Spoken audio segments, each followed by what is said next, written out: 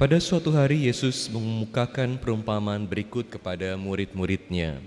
Hal kerajaan surga sama seperti seorang yang mau bepergian ke luar negeri, yang memanggil hamba-hambanya dan mempercayakan hartanya kepada mereka.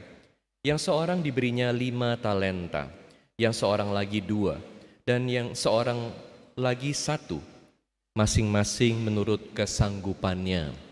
Lalu ia berangkat. Segera pergilah hamba yang menerima 5 talenta itu.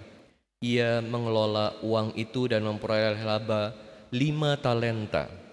Hamba yang menerima 2 talenta pun berbuat demikian dan mendapat laba 2 talenta.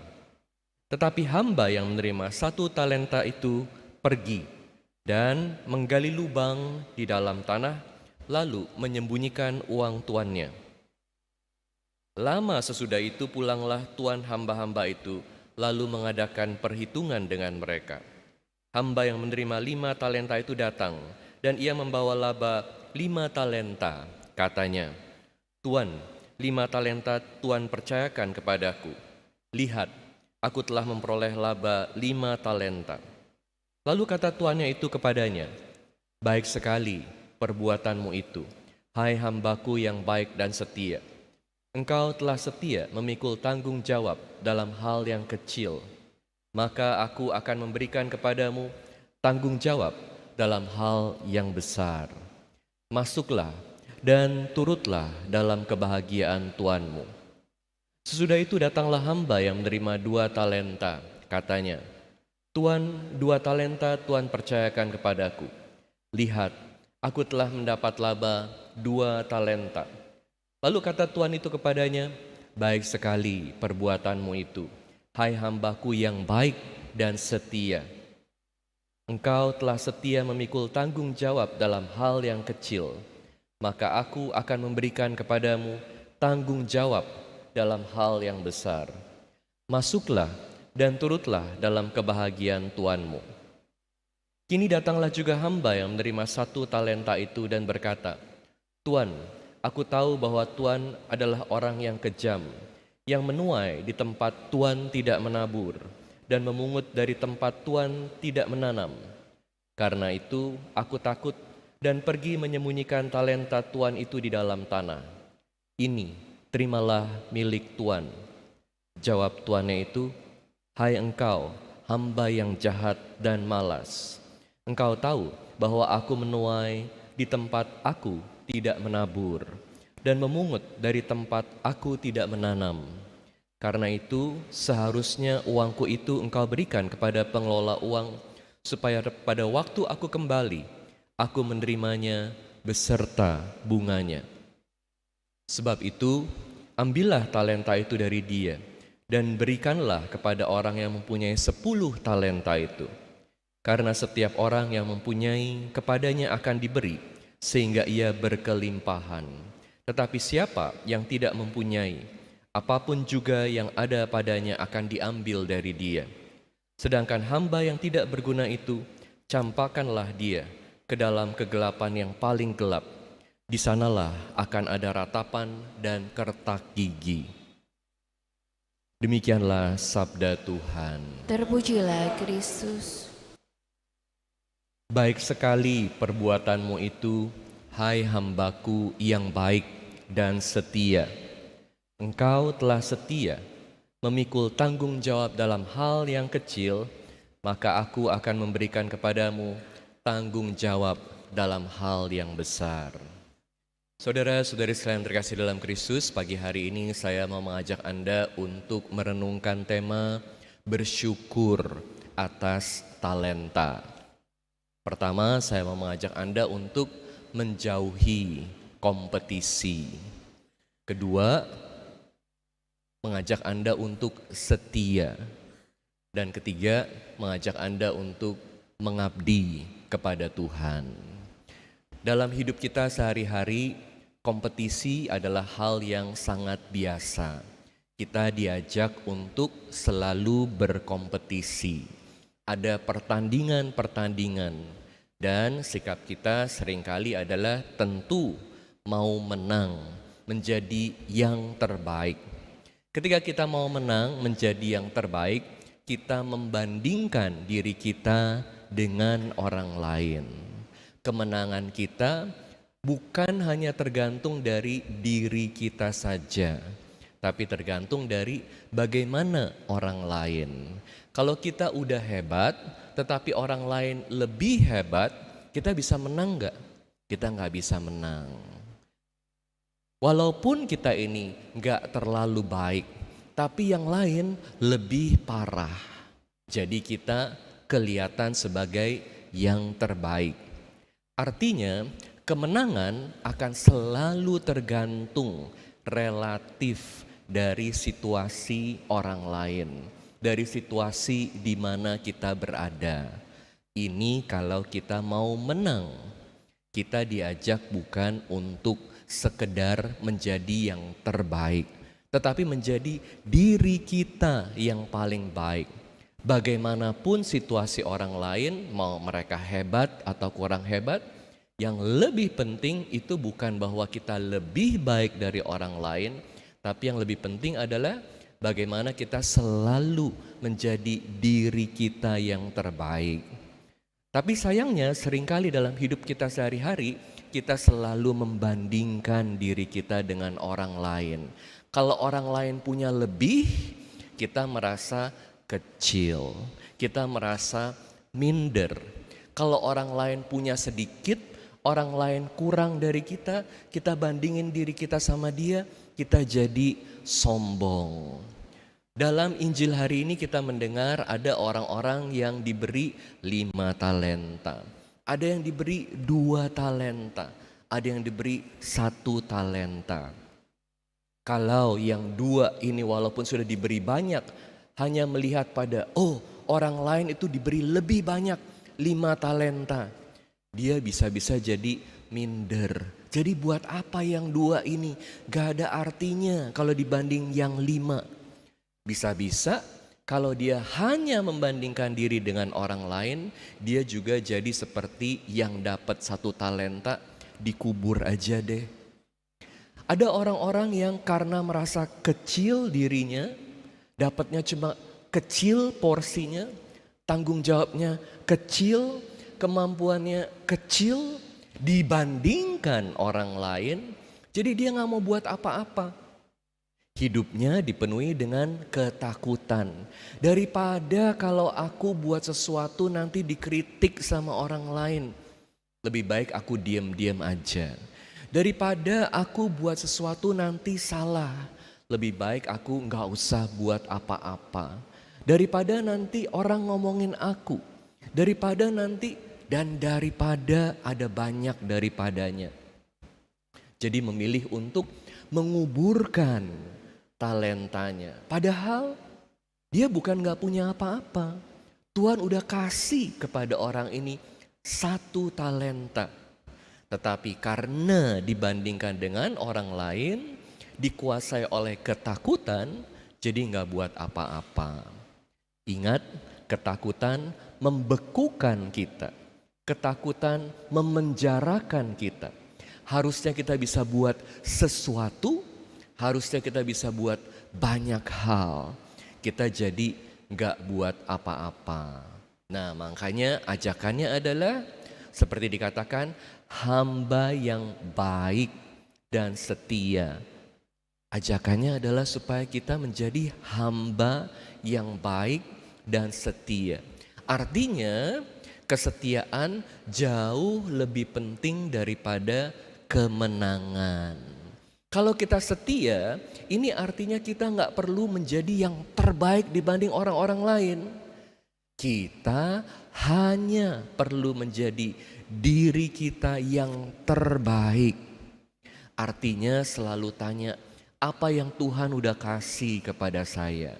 Kemampuan apa yang Tuhan udah kasih kepada saya? Tentu talenta yang luar biasa yang Tuhan berikan kepada kita adalah hidup. Hidup ini adalah kesempatan. Karena Tuhan udah kasih kepada kita hidup, makanya kita bisa berpikir, kita bisa bekerja, kita bisa mendengarkan orang lain, kita bisa berempati terhadap orang lain, kita bisa mencintai orang lain. Karena kita masih hidup, Anda dan saya masih punya hidup, selalu ada sesuatu yang kita bisa lakukan. Tidak ada orang yang sangat miskin yang tidak bisa mengkontribusikan sesuatu buat orang lain. Nah, jadi kalau kita setia, pertama-tama kita perlu belajar untuk menerima diri kita sendiri dulu. Ya, orang lain punya lebih banyak dari saya. Tapi ada juga orang lain yang punya lebih sedikit dari saya. Tapi itu enggak penting. Yang lebih penting adalah saya bisa melakukan sesuatu buat orang lain. Saya bisa berkontribusi dalam membangun kerajaan Allah. Siapa dari antara Anda sekalian yang tidak bisa melakukan apa-apa? Ada enggak? Enggak ada. Semua orang, sesederhana apapun hidupnya, bagaimanapun pendidikannya, sedikit apapun kemampuannya, pasti bisa. Jadi harus belajar untuk menerima diri dulu. Lalu kalau kita sudah belajar menerima diri, kita mulai membangun diri kita. Apa yang kita bisa lakukan, apa yang kita bisa bangun. Yang kecil yang kita bisa lakukan hari demi hari, hari demi hari. Pasti akan bertumbuh, berkembang, dan menjadi sesuatu yang baik buat orang lain, dan terlebih menjadi persembahan kita yang terbaik buat Tuhan. Siapa kita adalah hadiah Tuhan buat kita. Dikasih 1 talenta, 2 talenta, 5 talenta, ini hadiah Tuhan buat kita. Siapa yang kita jadi, apa yang kita akan jadi, ini hadiah kita buat Tuhan. Oleh karena itu, sekecil apapun yang Tuhan kasih kepada kita, disyukuri, dijalankan, dibangun dengan setia. Sehingga Tuhan bisa bilang, hambaku yang baik dan setia. Aku akan menyerahkan kepadamu tanggung jawab yang lebih besar. Dan oleh karena itu, sikap kita supaya bisa selalu bersyukur adalah dengan belajar untuk mengabdi Tuhan. Mengabdi Tuhan artinya fokusnya itu bukan diri kita sendiri lagi. Fokusnya ini bukan aku terima banyak atau sedikit. Fokusnya ini bukan apakah aku bisa mengembangkan diriku. Fokusnya bukan hanya lagi pada apakah aku bisa berkontribusi. Nah, kalau lihatnya aku terus nanti bisa jadi sombong atau minder. Sombong atau minder. Tetapi kalau kita fokusnya adalah kepada Tuhan, mengabdi Tuhan, kita melihat Tuhan dan bersyukur kepada Tuhan, Tuhan ini maha murah hati. Tuhan selalu memberi kesempatan kepada kita untuk bisa jadi lebih baik. Tuhan memberi kesempatan kepada kita untuk gagal dan bisa bangun lagi. Makanya dalam gereja kan ada sakramen pengakuan dosa. Jadi yang jatuh, gagal, berdosa bisa bangun lagi untuk bisa punya hidup baru. Kalau kita fokus kepada Tuhan, kita fokus kepada karya Tuhan. Jadi selalu pertanyaannya adalah, Tuhan, apa yang Engkau mau aku lakukan? Bagaimana hal kecil ini bisa berguna untuk karyamu yang luar biasa? Tuhan gak perlu kita, tapi Tuhan mau memberi kepada kita tanggung jawab. Supaya apa? Supaya kita bisa bertumbuh. Supaya kita makin hari makin punya martabat. Anda mau gak diberi tanggung jawab? Mau gak diberi tanggung jawab? Harus kerja keras. Bukan hanya membandingkan diri dengan orang lain dan marah-marah sendiri, takut-takut sendiri. Tapi tanya pada Tuhan, Tuhan, apa yang Engkau mau aku lakukan dengan berbagai hal yang Kau sudah berikan kepadaku. Kalau Anda merasa kecil, belajar dari seorang santo yang namanya Brother Andre. Dia lahir di Quebec, di Kanada, tahun 1845. Dia lahir sakit-sakitan. Sakit-sakitan, lihat. Anda waktu lahir sehat gak? Bayi yang sehat gak? Mungil dan sehat, puji Tuhan. Brother Andre ini waktu lahir udah sakit-sakitan. Dia lahir di keluarga yang ekonominya pas-pasan. Lalu waktu dia umur 9 tahun, ayahnya meninggal. Waktu dia umur 12 tahun, mamanya meninggal. Jadi Anda bayangkan, udah hidupnya sakit-sakitan, keluarga ekonominya pas-pasan, dan orang tuanya meninggal di saat dia masih muda. Hidup macam apa yang Brother Andre ini bisa jalani? Tetapi dia nggak merasa kecil. Hidupnya adalah talenta yang paling besar yang Tuhan berikan kepadanya untuk bisa mengabdi kepada Tuhan, melakukan sesuatu. Jadi dia memberikan dirinya kepada gereja. Dia tanya kepada satu kongregasi, namanya Kongregasi Salib Suci. Boleh gak saya masuk ke biara untuk bisa mengabdi Tuhan? Kongregasinya lihat, siapa ini orang Andre ini?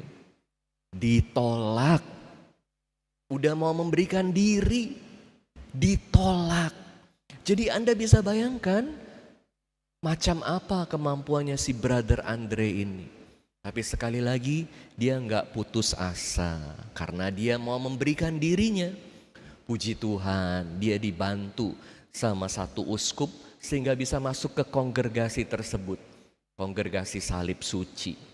Lalu waktu dia udah diterima, pimpinannya ajak dia untuk ke pintu. Tugas kamu tiap hari adalah jaga pintu. Dan Brother Andre katakan, sejak saya datang di Kongregasi Salib Suci, pemimpin saya bawa saya untuk jaga pintu. Dan selama 40 tahun saya selalu jaga pintu. Kontribusinya adalah jaga pintu. Tapi jangan salah Bapak Ibu, di tengah kongregasi yang hebat, kongregasi ini punya universitas besar. Dan anggotanya ini adalah pemikir-pemikir luar biasa. Makanya bisa berkarya dalam bidang pendidikan ya. Tentu perlu bisa berpikir, perlu bisa belajar dengan baik. Apa artinya seorang yang jaga pintu? Tapi ironisnya adalah santo pertama dari kongregasi mereka adalah Brother Andre. Tuhan mengangkat yang kecil, yang kelihatannya ini gak punya apa-apa, yang pernah ditolak untuk menjadi santo pertama di kongregasi mereka. Kenapa? Karena Brother Andre selalu memberikan yang terbaik dari apa yang dia punya. Saya ditugasin jadi penjaga pintu, tetapi saya selalu mendengarkan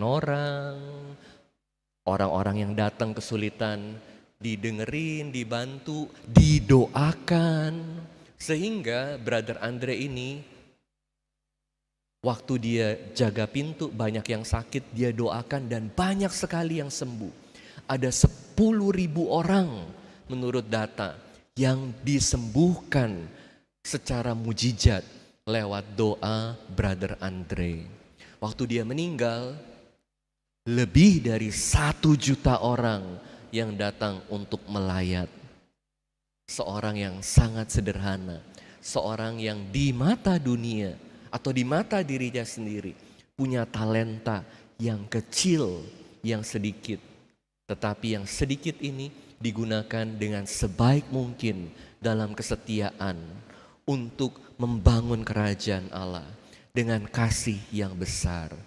Allah sendiri yang menambahkan, Allah sendiri yang berkarya, Allah sendiri yang memberi kekuatan. Bagaimana dengan Anda? Anda punya berapa talenta? 5 talenta, 2 talenta, 1 talenta, 1/4 talenta, enggak masalah. Yang penting adalah Anda dan saya belajar untuk selalu setia menggunakan talenta yang Tuhan sudah berikan untuk karya Tuhan.